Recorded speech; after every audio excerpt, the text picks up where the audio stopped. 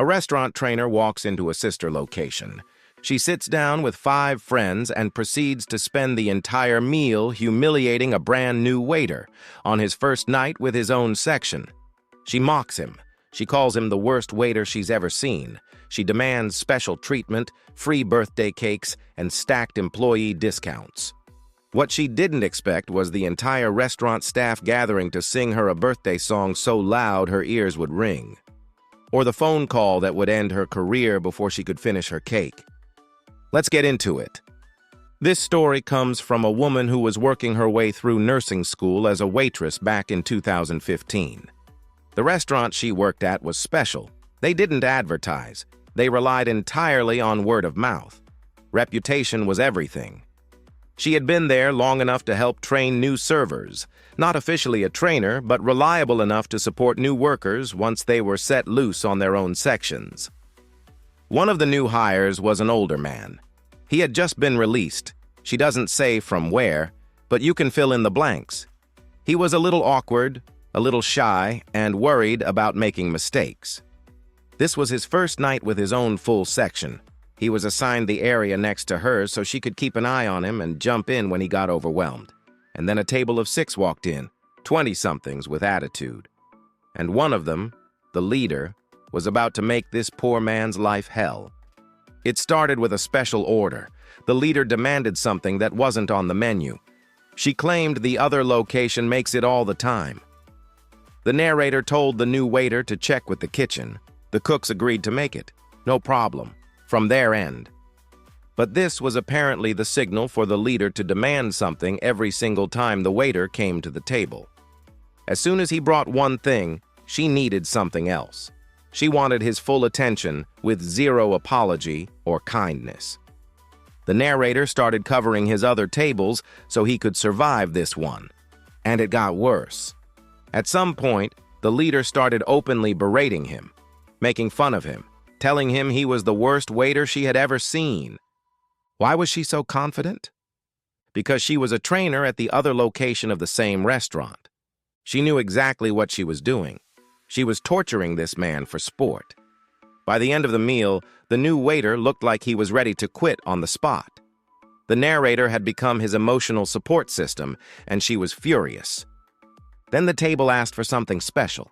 They wanted multiple employee discounts stacked on a single ticket, and they claimed there were multiple birthdays in the group, so free cakes all around.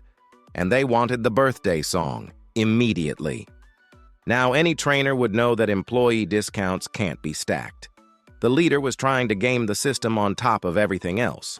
The narrator told the new waiter to prep the cakes but not go out yet. She had a plan. First, she went to the manager. Remember, this restaurant lived and died by word of mouth. Having an employee from a sister location act this cruelly was not something management would tolerate. She gave the boss a quick rundown. He was not having it. He grabbed the employee numbers the leader had given and said he had a boss-to-boss phone call to make. Then he gave permission for what she wanted to do. She ran to every employee she could find. Half the restaurant was closing down, so there were plenty of people available, servers, cooks, even a dishwasher. She gave them the fastest explanation possible and told them the plan. Then they gathered.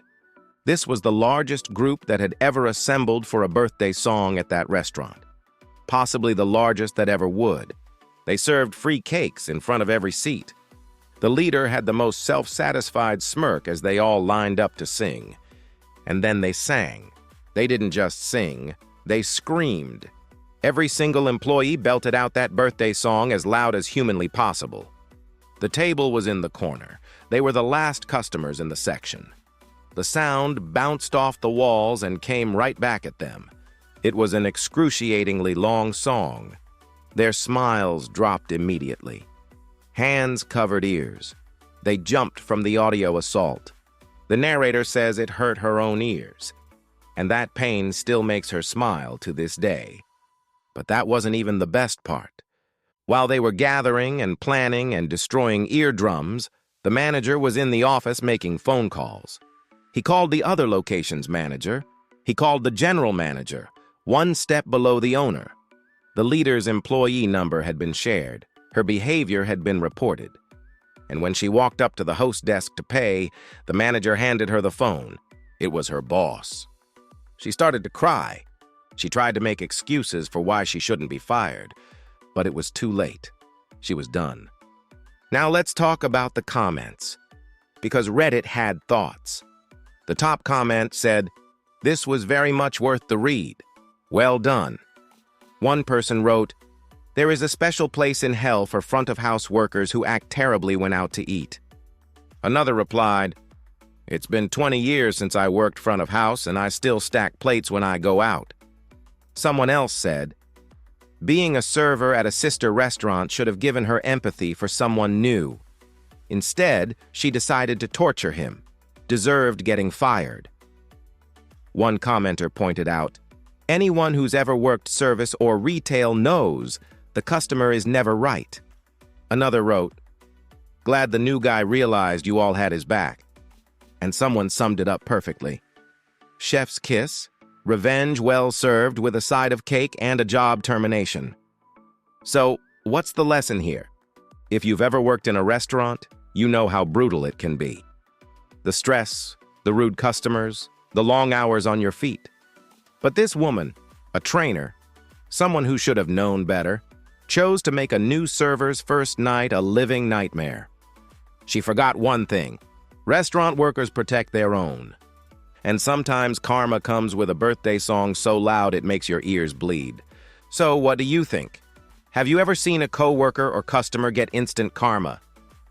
Drop your stories in the comments. If you enjoyed this, hit that subscribe button.